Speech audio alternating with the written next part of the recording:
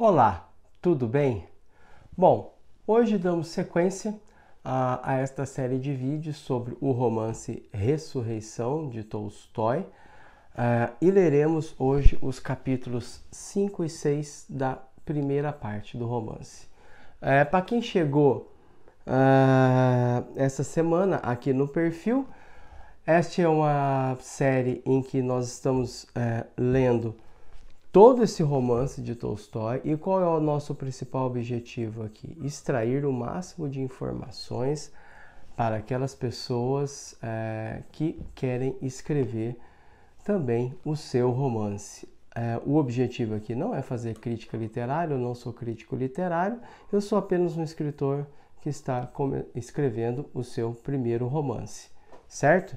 Então, o objetivo nosso aqui é extrair o máximo de informações a respeito da escrita, da composição de um romance, para que essas pessoas, então, possam tomar consciência a respeito de aspectos da escrita e que possa aplicá-la, esses conceitos, tudo que nós estamos aprendendo aqui, no momento em que forem escrever o seu romance.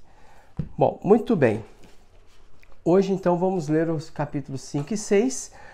Vocês vão entender no final desse vídeo por que eu escolhi fazer um vídeo com 2 capítulos. Normalmente eu faço um vídeo por capítulo, mas vocês vão entender por que nós vamos abordar hoje 2 capítulos, tá? Então, vamos só retomar aqui o ponto da história, né? O Nekhludoff, então, que é esse nobre, que ele foi convocado a participar do tribunal do júri, ele vai chegar, então, no Tribunal de Justiça, né? no fórum onde vai ser realizado esse julgamento. Uma das rés que serão julgadas é a Maslova, que é essa moça que o Nekhludoff conheceu lá na sua juventude, certo? Então, vamos lá, então. Vamos ler aqui, então.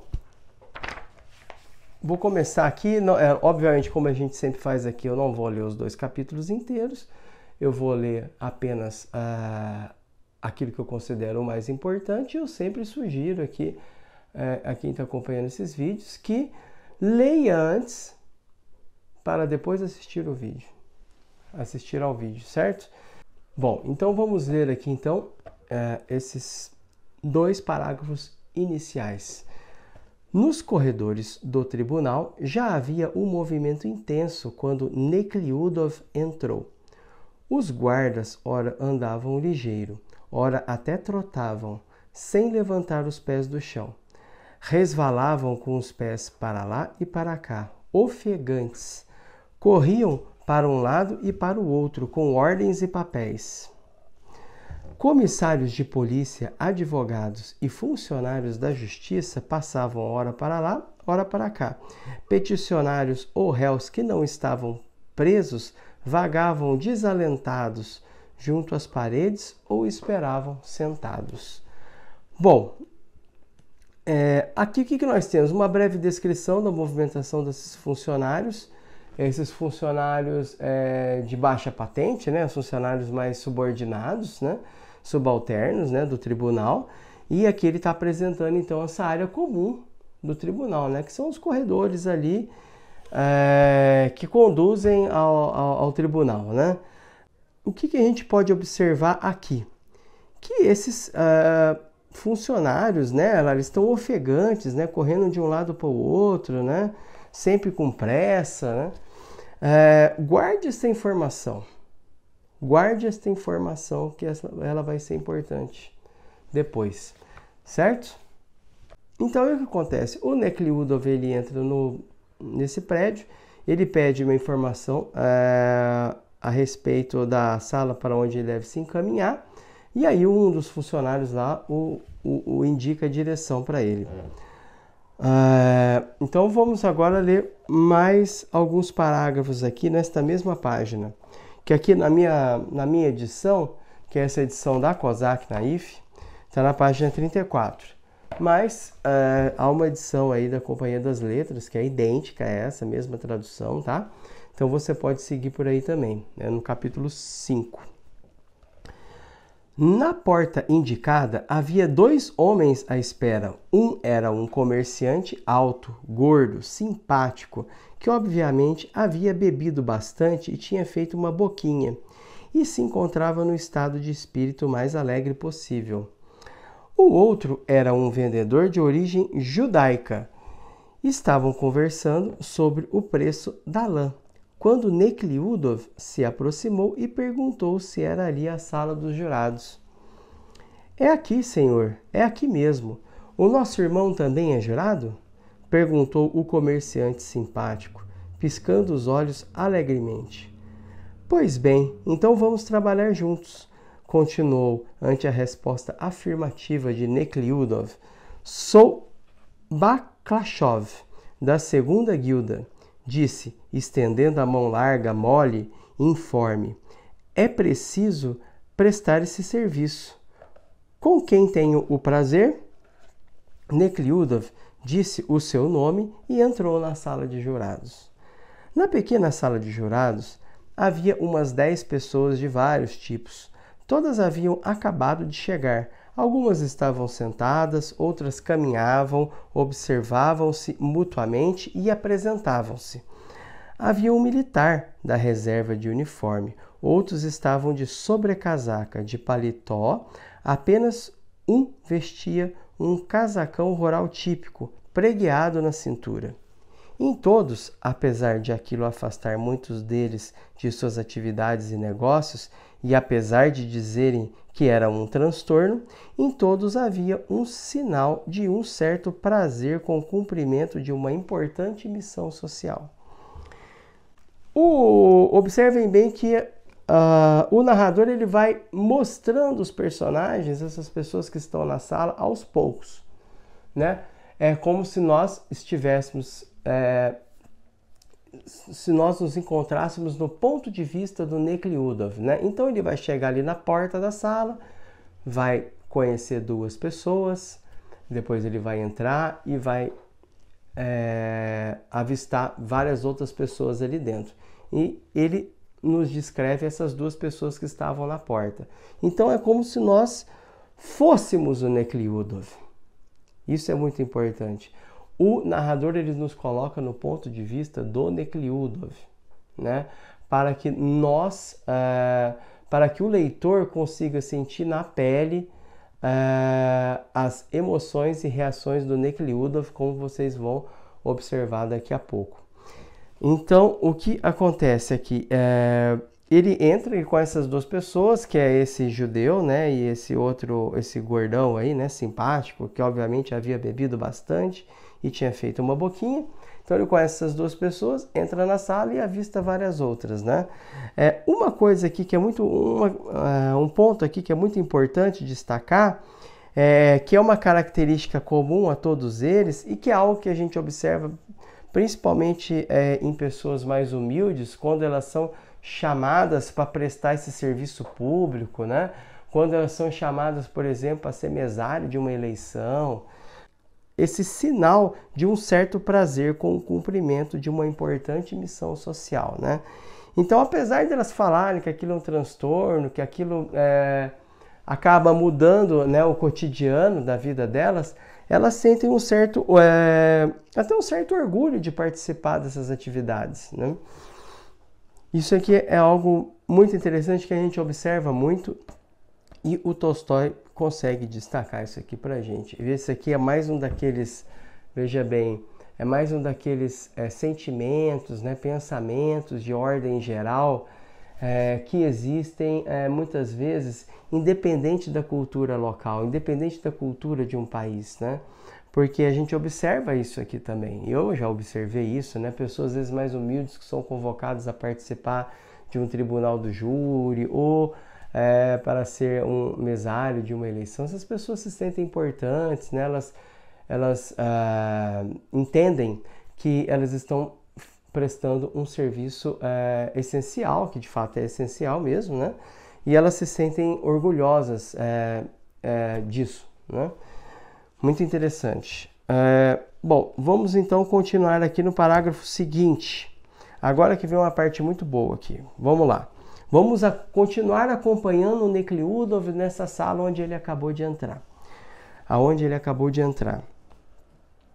Os jurados, aqueles que já se haviam apresentado mutuamente e os que apenas tentavam adivinhar quem era quem, conversavam entre si sobre o tempo, sobre a primavera precoce, sobre a atividade que tinham pela frente. Os que não eram conhecidos apressaram-se em apresentar-se para Nekhludoff, considerando isso, obviamente, uma honra especial. Muito bem, só fazer uma pausa aqui. Provavelmente naquela época, diferente de hoje, né? Muitos nobres, eles já tinham um porte e uma vestimenta realmente muito diferente das outras pessoas, né? Com uma qualidade superior. Então, naquela época era fácil você observar uma pessoa e identificar de pronto que fazia parte da aristocracia. E esses jurados aqui, né? Observa bem aqui que eles estão ali conversando sobre assuntos banais, que normalmente acontece quando pessoas que se encontram, mas que não se conhecem, se encontram pela primeira vez. Normalmente a gente tem uma conversa sobre assuntos do tempo, ou algum outro assunto qualquer, até a gente engatar uma conversa com essas pessoas, né? Com a pessoa que a gente não conhece. E aí eles avistam o Nekhludoff e identificam nele, obviamente, um aristocrata, um nobre, e consideram uma honra conhecê-lo, né? Vamos continuar. E Nekhludoff, como ocorria sempre entre pessoas que não eram suas conhecidas, recebia tal atenção como algo que lhe era devido. Se lhe perguntassem por que ele se considerava superior à maioria das pessoas, não conseguiria responder, pois sua vida inteira não revelava nenhuma qualidade especial.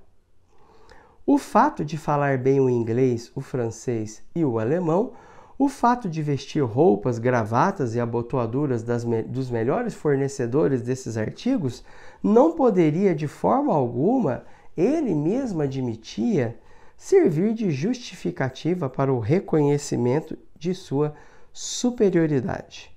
Contudo, Nekhludoff não tinha a menor dúvida em reconhecer a sua superioridade.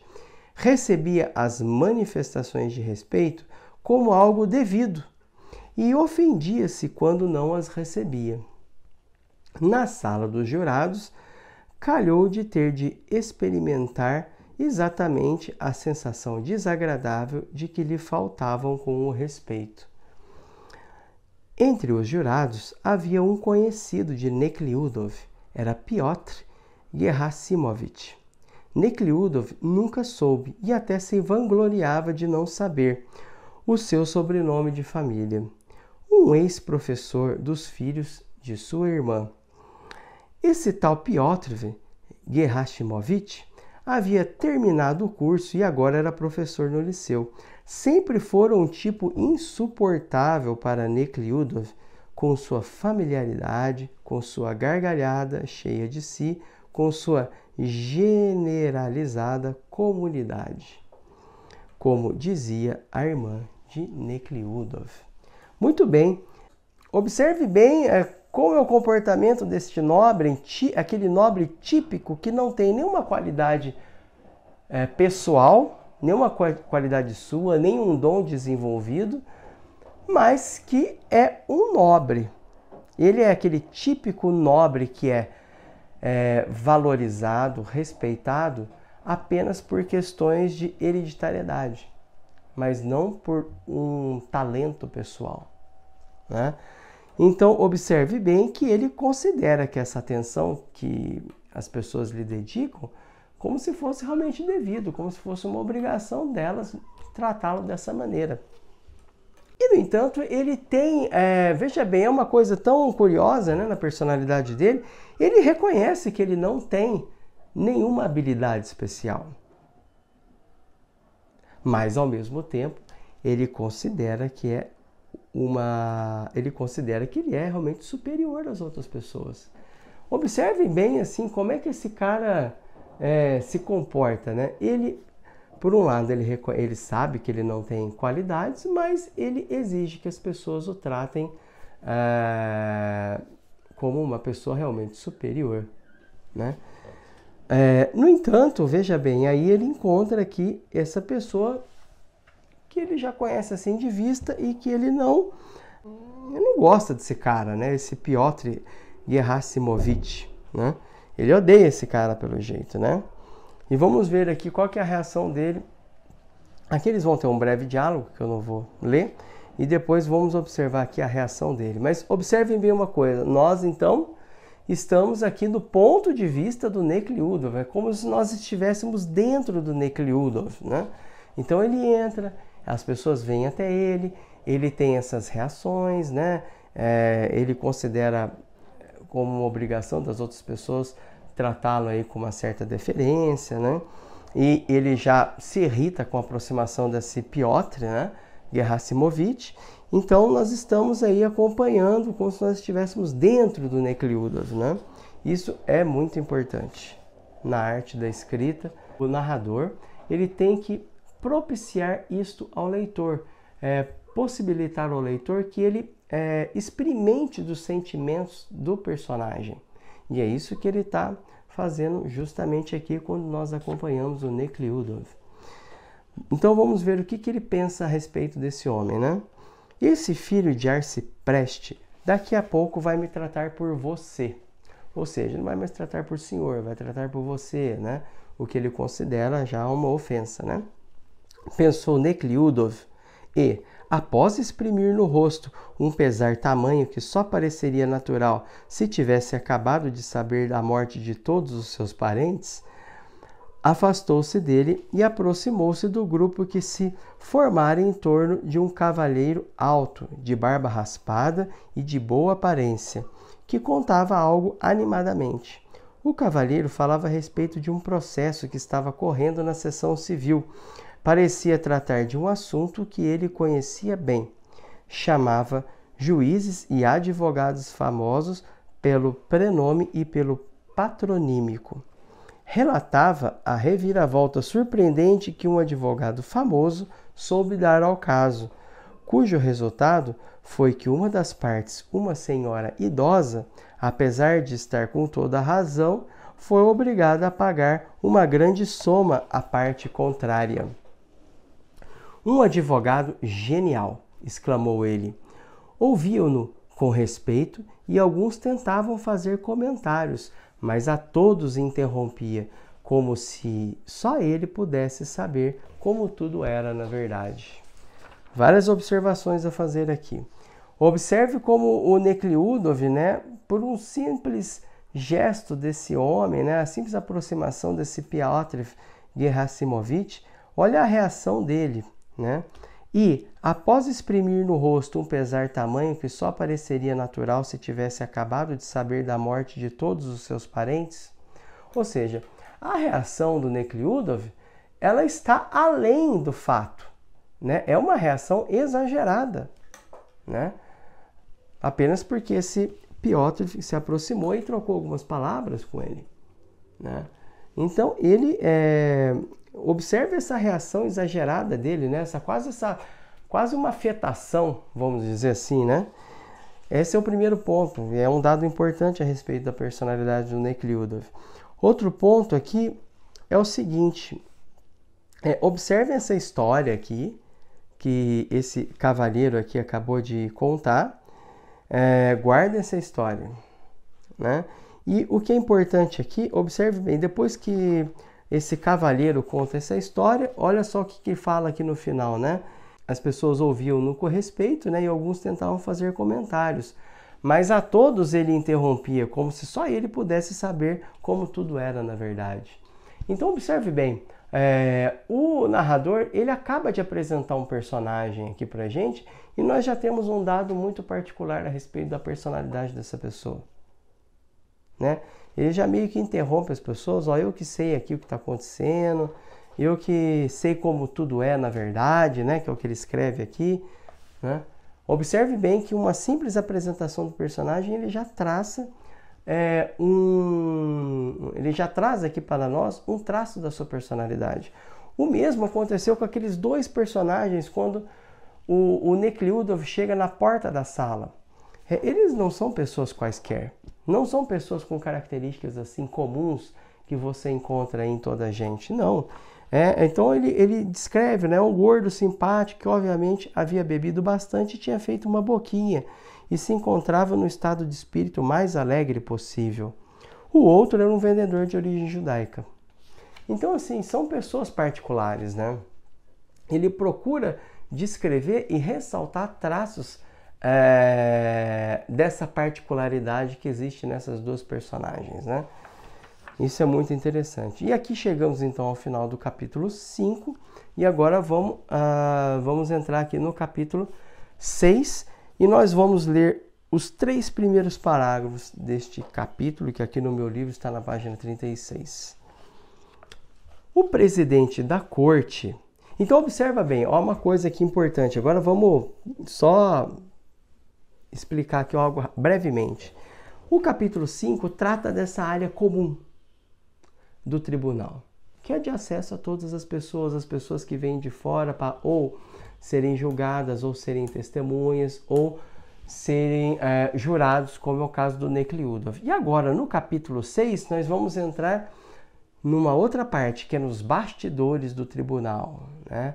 Essa área a qual tem acesso apenas os altos funcionários, tá, ok? Que são juízes, promotores, e aqui nós vamos então acompanhar essas pessoas aqui nessa área reservada do tribunal. Então vamos lá, vamos ler os 3 primeiros parágrafos do capítulo 6. O presidente da corte chegara cedo ao tribunal. O presidente era alto, gordo, com grandes suíças grisalhas. Era casado, mas levava uma vida muito dissoluta, como também a sua esposa. Os dois não perturbavam um ao outro. Naquela manhã, ele recebera um bilhete da governanta suíça que morava em sua casa no verão e agora estava em viagem do sul rumo a Petersburgo, avisando que estaria na cidade entre 3 e 6 horas e que esperaria por ele no Hotel Itália. Por isso, o juiz queria começar e terminar mais cedo a sessão daquele dia, a fim de poder, antes das 6, visitar a ruivinha Clara Vassilievna, com quem começara um romance numa dacha no verão anterior. Ao entrar no gabinete, trancou a porta, pegou 2 halteres na prateleira inferior de uma estante com documentos e fez 20 movimentos para cima, para a frente, para o lado e para baixo, e depois ficou de cócoras 3 vezes, com facilidade, sustendo os halteres acima da cabeça. Nada nos revigora mais do que uma ducha de água e a ginástica, pensou, enquanto a mão esquerda, com um anel de ouro no dedo anular, apalpava o bíceps direito tensionado. Faltava ainda fazer o molinete. Sempre fazia aqueles 2 movimentos antes de uma sessão demorada, quando a porta foi sacudida. Alguém quis abrir. O presidente apressou-se em colocar os pesos no lugar e abriu a porta. Muito bem, vamos lá então. Então esse aqui é o primeiro personagem desses bastidores que é apresentado para nós. O presidente, observe bem, novamente o Tolstói apresenta um personagem realmente já em 3 parágrafos, nós já conhecemos muito desse presidente do tribunal, né? Muito para além das características físicas, né? Então ele conta um pouco dessa vida matrimonial dele, né? Então ele nos conta, veja bem, ele não está mostrando, ele nos conta, né? Que ele é casado, que leva uma vida muito dissoluta, como também a sua esposa. E o que acontece aqui? Ele tem uma amante, né? E observe bem a preocupação dele, né? Ele queria começar e terminar mais cedo a sessão daquele dia, a fim de poder, antes das 6, visitar a ruivinha Clara Vassilievna, né, que é a amante, né, com quem começaram um romance numa dacha no verão anterior. E também aqui no gabinete dele, né, ele começa a fazer uns pesos, e observe que esses pesos estão junto com os documentos oficiais. né? Observe o contraste entre a formalidade que se apresenta ao público, né, num julgamento e estes bastidores, né? O cara deixa os pesos ali que ele levanta ali nos bastidores, né? Esses pesos nem eram para estar ali, né? Vamos falar a verdade, né? Não é lugar de deixar essas coisas, né? E ele deixa isso no meio dos documentos, né? Então observa bem aí esse funcionário, né?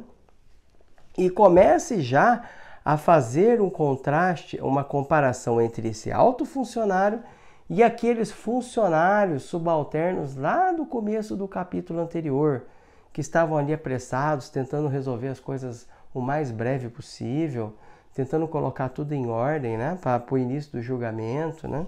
Observe bem isso. E uma característica aqui da personalidade dele, né? Nada nos revigora mais do que uma ducha de água e a ginástica, né? Então ele deve ser aquele tipo daquele coroa fortão, né? E tem uma amante, né? O cara é casado, tem uma amante, né? Esses parece dar uma impressão assim desses jovens eternos, né? Que a gente encontra por aí, né?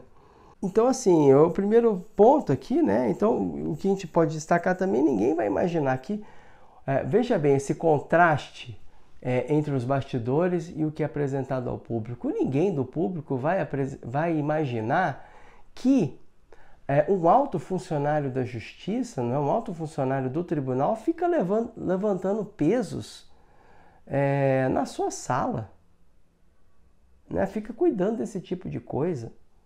É muito curioso isso, não é? Então, observe isso. Como o narrador consegue transformar essa cena em algo realmente muito particular, né? Bom, agora vamos ler aqui os parágrafos seguintes aqui, né? Então, só lendo a última linha do parágrafo anterior, né? Alguém bateu na porta, né? E o presidente apressou-se em colocar os pesos no lugar, né? E abriu a porta. Queira perdoar, disse ele. No gabinete entrou um dos juízes, de óculos dourados, baixo, de ombros levantados e sobrancelhas franzidas. Mais uma vez, Matvei Nikitich não chegou, disse o juiz descontente. Ainda não, respondeu o presidente, vestindo o uniforme. Está sempre atrasado. É espantoso que não sinta vergonha, disse o juiz e sentou-se aborrecido, enquanto pegava um cigarro. Aquele juiz, homem muito zeloso, tivera uma desavença desagradável com a esposa naquele dia, por ela ter gastado antes do prazo o dinheiro que recebera para o mês. Pediu que o marido lhe adiantasse algum dinheiro, mas ele respondeu que não abriria mão do que era seu. Houve uma cena. A esposa disse que, se era assim, não haveria almoço. Era melhor que ele não tivesse a menor esperança de almoçar em casa. Com isso, o marido saiu, receoso de que a ameaça fosse cumprida, pois da esposa podia-se esperar tudo. Eis no que dá levar uma vida correta e virtuosa, pensou, enquanto olhava para o presidente, radiante, saudável, alegre, simpático, o qual, abrindo bastante os cotovelos, alisava com as mãos brancas e bonitas as suíças espessas, compridas e grisalhas, de ambos os lados da sua gola bordada. Ele está sempre satisfeito e alegre, enquanto eu vivo me martirizando. Muito bem, conhecemos mais um funcionário desse alto escalão da justiça, que é esse juiz aqui, que parece ser um tanto bronco, assim, fechado, ranzinza, né? Você observa aqui que tem um juiz aqui que está atrasado, que é esse Matvei Nikitich, e ele comenta, né? É espantoso que não sinta vergonha, né? Esse juiz que acaba de entrar, né? Ele faz uma reprimenda, né? E esse juiz, logo em seguida, não é? Nós entendemos por que esse juiz aí está de mau humor, né? Ele tem um casamento, né? Um casamento parece que não vai muito bem também com a esposa, né? e teve uma desavença aí com a esposa por questões menores, né, questões de dinheiro, né, e a esposa ameaçou o cara de que não faria o almoço, né, e ele está preocupado com isso, né, e ele saiu de casa meio aí bem, já saiu de casa mal-humorado, né, então observe bem, o que o narrador traz pra gente aqui, né, essas pessoas que julgam a vida das pessoas, essas pessoas também são seres humanos, né? Então, eles são influenciados por questões de sua vida particular. E pode ser, né? A pergunta que surge aqui é o seguinte: será que essas questões de ordem particular, elas acabam influenciando nos julgamentos deles, né? Nas decisões que eles tomam no trabalho? Então, é essa pergunta que surge, né? Então, ele tá aí muito puto da vida, né? Com essa esposa dele, né? E o que é interessante aqui, né? O narrador apresenta esses dois personagens e a gente observa que há um contraste entre eles. Por quê? Porque esse juiz aqui, que acabou de entrar, esse personagem foi apresentado por último, ele de uma certa maneira parece que tem uma birra desse presidente do tribunal e come com uma inveja, né? Porque ele diz aqui no final, né? Ele está sempre satisfeito e alegre enquanto eu vivo me martirizando, né? Então observe bem, é muito importante aqui nesses dois personagens, você tem que observar o seguinte, quem quer escrever. O Tolstói, ele entra nos dois personagens. O narrador, ele entra na cabeça dos dois personagens, né? Porque o primeiro aqui, ele está falando o seguinte, ó: nada nos revigora mais do que uma ducha de água e a ginástica. Ou seja, ele entra nesse personagem que é o presidente e entra neste juiz, porque ele fala que ele está sempre satisfeito e alegre, enquanto eu vivo me martirizando. Né? E fala aqui em cima, né? Eis no que dá a levar uma vida correta e virtuosa, né? Porque esse juiz, ele começa a se comparar com o presidente e ele meio que assim se coloca por baixo, né? Porque começa a se criticar, né? Por levar uma vida correta e virtuosa, né? Enquanto esse presidente, ele é casado também, mas ele tem uma amante, ele é já uma postura completamente diferente, já tem uma postura completamente diferente, né? E aqui observar o seguinte, né? Como esse juiz, esse último que entrou aqui, como o narrador consegue entrar na cabeça dele. Vamos ler esse trecho aqui de novo, ó. Eis no que dá levar uma vida correta e virtuosa, pensou, enquanto olhava para o presidente radiante, saudável, alegre, simpático, o qual, abrindo bastante os cotovelos, alisava com as mãos brancas e bonitas as suíças espessas, compridas e grisalhas, de ambos os lados da sua gola bordada. Então observe como esse juiz, ele observa esse presidente de um ponto de vista inferior, né? E como ele fica com raiva desse presidente, né? Ele está sempre satisfeito e alegre, enquanto eu vivo me martirizando. Muito interessante essa forma como o narrador traz esses dois personagens, como eles se confrontam ali, pelo menos da parte desse juiz, que entrou por último, né? Porque o presidente não tá nem aí para esse juiz, né? Ele trata com deferência, tal, com respeito, né? Inclusive até ele observe bem que ele está fazendo os pesos, né? E ele está levantando os pesos. E bate na porta, ele vai lá, abre a porta, esse juiz entra, ele não volta a pegar os pesos, né? Ele já se comporta de uma maneira diferente, ele já veste a sua roupa para o julgamento, né? A postura dele, do presidente, muda depois que o juiz entra na sala, né? Porque ele, de certa maneira, ele deve saber que esse cara aí já é um cara mais formal, um cara mais corretão, quadrado, né? Então ele procura não entrar em atrito e continuar levantando os pesos. Observe essa mudança no comportamento do presidente depois que o juiz entra na sala, né? Então, aí vamos para o próximo parágrafo.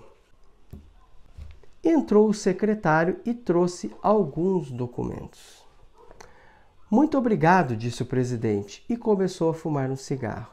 De que processo vamos cuidar primeiro? Bem, acho que do envenenamento, respondeu o secretário, com ar de indiferença. Certo, muito bem. O envenenamento. Que seja o envenenamento, disse o presidente, após avaliar que aquele processo poderia ser encerrado antes das 4 horas e que ele iria embora em seguida. E o Matvei Nikitich? Nada? Ainda não. Então, esse Matvei Nikitich é o juiz que ainda não chegou. Ele pergunta, então, o presidente pergunta ao secretário se ele já chegou e ainda não chegou. Observe bem aqui, um ponto importante, né? O presidente, para ele, tanto faz qual que é o processo que vai ser tratado primeiro. Ele sugeriu aqui, o secretário sugeriu do envenenamento. E qual que é a ponderação do presidente? Bom, após avaliar que aquele processo poderia ser encerrado antes das 4 horas e que ele iria embora em seguida, então ele considera que pode ser uma boa começar por esse processo do envenenamento, né? Por quê? Porque o presidente ele quer ir embora o quanto antes para encontrar a sua amante. Essa que é a preocupação do presidente, né? Então, observe bem e sempre faça esse contraste desses funcionários de alto escalão com os funcionários subalternos lá que nós vimos no capítulo anterior. E aí o que ocorre? Tem mais dois aqui funcionários aqui, né? Que é o promotor adjunto, que se chama Breuer, que vai chegar aqui no tribunal. E o que ocorre? O presidente vai perguntar para o secretário ir atrás desse Breuer, se ele já chegou também, se ele já está pronto para o julgamento. E aí o secretário vai atrás do promotor adjunto, né? Então vamos observar aqui, ó, o que o secretário fala para ele. Mikhail Petrovich, que é o presidente, pediu para perguntar se o senhor está pronto. Perguntou-lhe o secretário para o promotor adjunto. Claro, estou sempre pronto, respondeu o promotor adjunto. Qual vai ser o primeiro caso? O envenenamento. Que ótimo, disse o promotor adjunto, mas não estava achando nada ótimo. Tinha ficado a noite inteira sem dormir. Festejaram com um amigo que ia viajar. Beberam muito e jogaram até as 2 horas. Depois foram ao encontro de mulheres naquela mesma casa em que, 6 meses antes, ainda se encontrava Maslova. Por isso, não tivera tempo de ler justamente o processo do envenenamento e agora queria passar os olhos no caso. O secretário, de propósito, sabendo que Breuer não lera o processo do envenenamento, havia recomendado ao presidente que tratasse daquele caso primeiro. O secretário era um liberal e até um homem com ideias de feição radical. Breuer, por sua vez, era um conservador e até, como todos os alemães que eram funcionários públicos na Rússia, especialmente devotado à ortodoxia. E o secretário não gostava dele e o invejava pelo cargo que ocupava. Então, muito bem. Observe aí que foram apresentados 2 personagens novos, que é o secretário e esse promotor adjunto. E observe de novo como o narrador apresenta esses 2 personagens, mostrando esse contraste entre eles, essa dualidade entre eles, né? Então aqui você vê que este secretário ele tem inveja do promotor pelo cargo que ele ocupa. E de uma certa maneira aqui, o que ele consegue, o secretário? Ele consegue prejudicar o promotor, porque ele sabe que o promotor não estudou esse caso do envenenamento ainda. Então ele sugere justamente ao presidente esse caso do envenenamento para complicar a vida do promotor. Observe bem. E o promotor, no entanto, ele faz aquela pose, não, tá tudo ótimo, tal, tudo bem, mas no fundo não está. Porque aí o narrador nos mostra o íntimo desse personagem, do promotor novamente, e mostra aqui que as coisas não estão muito bem porque ele não teve tempo de estudar. Por quê? O que esse promotor estava fazendo na véspera do julgamento? Ele estava numa bebedeira e foi numa casa de tolerância onde inclusive a Maslova trabalhava. Ou seja, esse promotor, ele vai trabalhar num processo em que a máslova vai ser julgada e, no entanto, esse promotor frequenta esse ambiente e frequentou esse ambiente justamente na véspera do julgamento. Continue comparando o comportamento desses altos funcionários da justiça com aqueles funcionários de baixo escalão, que nós conhecemos no capítulo anterior. Certo? Muito bem. Então, e nós sabemos aqui, acabamos de descobrir também que esse caso do envenenamento aqui, pelo jeito, vai ser o caso da máslova, né? Ok. Vamos lá, então, para o próximo parágrafo. Né? Muito bem, mas e quanto aos escopitas? Perguntou o secretário, né? O secretário ainda está ali conversando com o Breuer, que é esse promotor adjunto. E ele pergunta desses escopitas. Eu já disse que não posso, respondeu o promotor adjunto, por causa da ausência de testemunhas, e assim vou declarar perante o tribunal. Mas se isso não faz diferença, eu não posso, disse o promotor adjunto, e também, abanando o braço, seguiu depressa para o seu gabinete, né? Ou seja, foi embora, se afastou do secretário. Ele adiava o processo dos escopitas por causa da ausência de uma testemunha totalmente desnecessária e sem nenhuma importância, só porque aquele processo, caso fosse a julgamento, com um júri de gente instruída, poderia terminar em absolvição. Por um acordo já selado com o presidente, aquele processo devia ser transferido para uma seção de cidade de província, onde a maioria do júri seria formada por camponeses, e por isso haveria mais chances de condenação. Muito bem. Observe esse comportamento deste promotor e deste presidente. Eles usam de seu cargo para direcionar esse julgamento para um tribunal de província, para que este processo tenha um julgamento conforme o que eles desejam, né? Para que eles sejam condenados, esses escopitas. Observe bem, né? Então eles não querem, eles têm uma artimanha, um acordo entre eles, para que este processo tenha o destino que eles desejam, né? Então observe bem como eles são meio corruptos também, né? Eles são corruptos, né? Porque eles usam do seu cargo para direcionar um julgamento para o fim que eles desejam, né? E observe aqui que o Tolstói, que o narrador, ele nos conta isso. Ele não mostra, ele nos conta, né? O narrador também nos conta que o Breuer, que é esse promotor adjunto, é um conservador, e ele também nos conta que este secretário é um liberal, até um homem com ideias de feição radical. Ele não mostra isso. Então observe como este contar e mostrar, eles estão entremeados numa narrativa. Como eles aparecem entremeados. Então não existe essa ideia, resgatando aí um tema que nós abordamos nos vídeos anteriores, essa ideia de ou apenas contar ou apenas mostrar. Isso não existe. Compreende? Então observe como nós temos que nos utilizar das duas técnicas, tanto contar quanto mostrar, certo? Bom, então agora vamos ler aqui os dois últimos parágrafos. Vamos ler parte do penúltimo parágrafo e vamos ler o último parágrafo.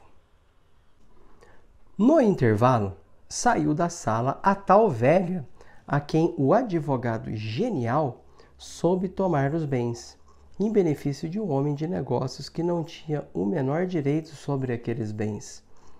Disso também sabiam os juízes, bem como o peticionário e o seu advogado. Porém, inventaram uma tal manobra que era impossível deixar de tomar os bens da velhinha para entregá-los ao homem de negócios. A velhinha era uma mulher gorda, de vestido elegante, com flores imensas no chapéu. Ao sair pela porta, ela parou no corredor e, abrindo os braços grossos e curtos, repetia o tempo todo: "O que vai acontecer? Eu suplico ao Senhor, o que vai acontecer?" Dirigindo-se ao seu advogado. O advogado fitava as flores no seu chapéu e não a escutava, pensava em outra coisa.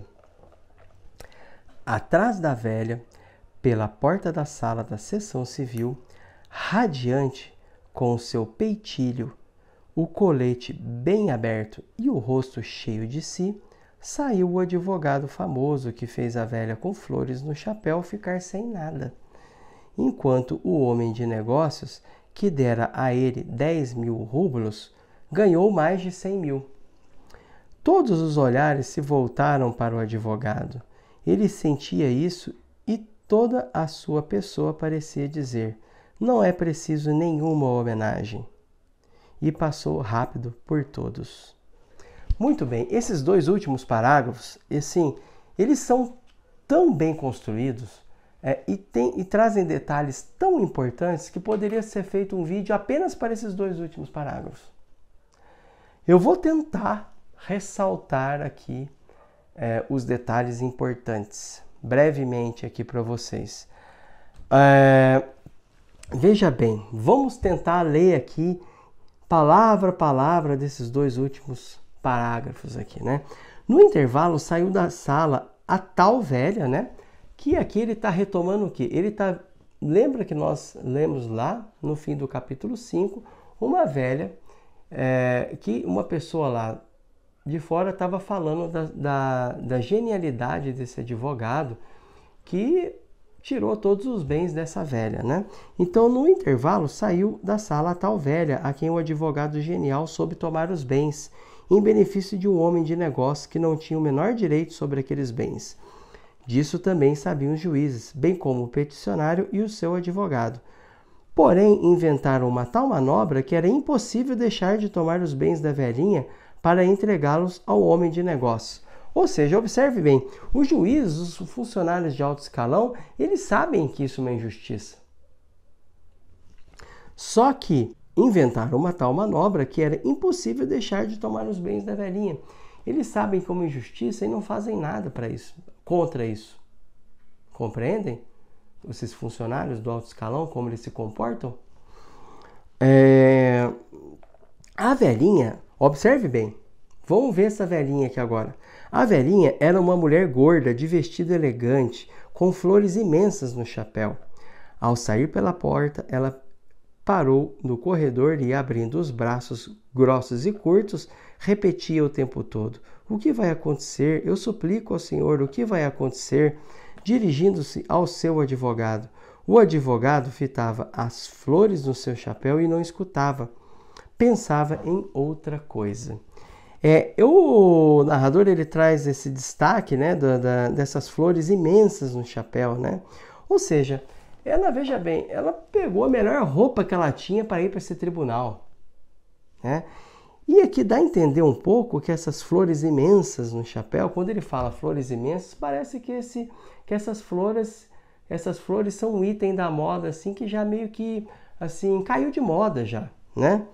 É uma roupa talvez que ela tenha comprado há muito tempo, não sei. Mas assim, essas flores imensas no chapéu, né? Por que ele coloca imensas, né? Parece ser algo que já não é muito usado, talvez, né? E o advogado, sem saber o que dizer para essa velhinha, né? O seu próprio advogado, né? Sem saber o que dizer para essa velhinha, fica olhando ali aquelas flores gigantes no chapéu, assim, sem saber como consolar aquela mulher e ao mesmo tempo também, como ele fala aqui, né, pensava em outra coisa, né? Então, assim, de uma certa maneira, esse advogado já não está mais nem aí com ela, né? Não tem mais muito o que dizer para ela, né? Ele já recebeu a sua parte ali e acabou, entendeu? não vai ter muito mais chance para essa velhinha, né? Atrás da velha, pela porta da sala da sessão civil, radiante com seu... Veja bem agora o contraste entre a vestimenta da velha e esse advogado que está saindo da sala, o advogado genial, né? Radiante com seu peitilho, o colete bem aberto e o rosto cheio de si, saiu o advogado famoso que fez a velha com flores no chapéu ficar sem nada. Enquanto o homem de negócios, que dera a ele 10 mil rublos, ganhou mais de 100 mil. Ou seja, foi um excelente negócio para esse cara. Ele ganhou 90 pau aqui, entendeu? Gastou 10 e ganhou 100 mil, ou seja, lucro de 90. Todos os olhares se voltaram para o advogado. Ele sentia isso e toda a sua pessoa parecia dizer: não é preciso nenhuma homenagem. Passou e passou rápido por todos, né? Então esse advogado genial, ele teria aquele comportamento assim, é um misto de orgulho e indiferença, né? E toda a sua pessoa parecia dizer: não é preciso uma homenagem, não, eu já sei quem eu sou, eu já sei o meu valor, né? Vocês não precisam ficar aí praticamente de joelhos diante de mim, né? Então é um misto de orgulho e indiferença pelas outras pessoas, realmente, né? E passou rápido por todos, né? Veja bem, o que nós podemos falar desses dois capítulos? Eles são uma aula sobre como apresentar personagens de maneira breve e marcante. Observe que este advogado genial que acabou de ser apresentado aqui, porque até então nós apenas ouvimos falar desse advogado, né? Mas agora o conhecemos diretamente, né? Observe como o narrador ele consegue passar também características marcantes desse advogado, né? Não é preciso nenhuma homenagem, né? Ele passa assim radiante na frente das outras pessoas, né? Então ele consegue nos apresentar de forma breve e marcante mais este personagem, como todos os outros também. O que é importante nesses dois capítulos, né? Esse contraste, né, que eu salientei aqui durante todo o vídeo, entre os funcionários do baixo escalão e os funcionários de alto escalão. O que temos aqui agora? Tolstói nos apresentou quem são as pessoas que irão julgar a Maslova. Quem são esses funcionários, né? Ou melhor, né? Quem são esses funcionários que vão conduzir esse julgamento, né? Então, nós conhecemos aqui o presidente, conhecemos esse juiz aqui meio bronco, o promotor e conhecemos também o secretário, né? Então, são essas pessoas com essas características aqui que vão presidir esse julgamento, né? Que vão conduzir os trabalhos nesse julgamento. E o que o narrador consegue ao apresentar esses funcionários? Ele gera curiosidade no leitor, né? Porque o leitor, numa hora dessa, ele deve estar se perguntando, né? Se ele é um bom leitor, né? Assim, puxa vida, mas como vai ser esse julgamento, né? Com esses funcionários de alto escalão, com esse histórico, com esse tipo de comportamento, né? Quem são esses homens, né? Como vai ser esse julgamento conduzido por esses homens com essas características, né? O leitor, o bom leitor, certamente ele vai se perguntar isso, né? Então, o narrador, ele gera essa expectativa, essa curiosidade, né? Veja bem, se fosse um narrador inexperiente, ele já poderia chegar ali, né? O Nekhludoff chega no tribunal, já entra, ele já começa o julgamento. Não, ele não faz isso. O narrador, ele vai apresentar os funcionários de alto escalão, vai fazer um contraste entre eles. Vocês viram aí, teve esse contraste entre o presidente e esse juiz, depois teve um contraste entre o promotor e o secretário. Ele vai apresentar essas pequenas desavenças que existem entre os funcionários de alto escalão, né? Faz também um contraste com os funcionários de baixa patente, de baixo escalão. Então observe tudo isso. Isso aqui ele vai compor o cenário em que vai acontecer esse julgamento, né? Essa é a observação mais importante a ser feita aqui, certo? Então, este é o vídeo de hoje. Peço a você que, se gostou desse vídeo, compartilhe com seus amigos. Meu nome é Daniel Layer, eu sou o escritor. Este é mais um vídeo da série sobre ressurreição, este romance extraordinário de Tolstói. E nos encontramos então no próximo vídeo. Um abraço e até mais.